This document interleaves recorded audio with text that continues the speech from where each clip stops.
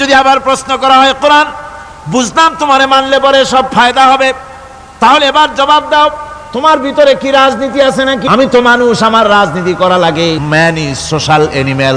আমরা তো জঙ্গলের পশু নই, আমরা তো মানুষ। আমাদের সমাজ আছে, আমাদের পৌর নির্বাচন আছে, আমাদের জাতীয় নির্বাচন আছে, আমাদের কলকারখানা আছে, জমিন আছে, আমাদের রাজনীতি, অর্থনীতি, সমাজনীতি আছে, পারিবারিক নীতি আছে, অনেক নিয়ম মালা আছে, নিয়ম নীতি আছে। তোমারে মানলে তোমার ভিতরে কি ওগুলো আছে নাকি সে কথা বলো। কোরআন তার জবাবে বলে, ওয়ানাজ্জালনা আলাইকাল কিতাবা তিবয়ানান লিকুল্লি শাই ওয়া হুদান ওয়া রাহমাতান ওয়া বুশরা লিল মুসলিমিন।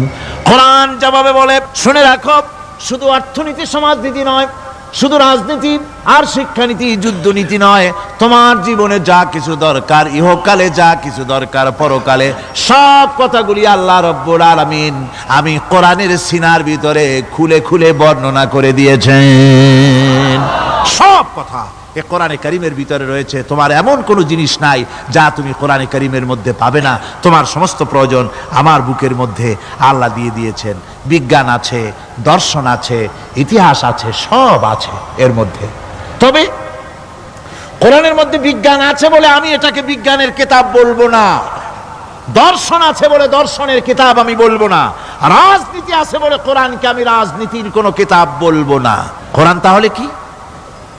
কোরআন হচ্ছে অর্থনীতি, সমাজনীতি, রাজনীতি, পারিবারিক নীতি, মানুষের জীবনের যা কিছু প্রয়োজন, সমস্ত নীতিমালার নীতি গ্রন্থের নাম হতেছে কোরআনে কারীম। সমস্ত নীতিমালার নীতি গ্রন্থ কোরআন। এখানে রয়েছে সব কিছুর উৎস, যেটা গ্রহণ করলে পরে মানুষ আরামে থাকতে পারবে।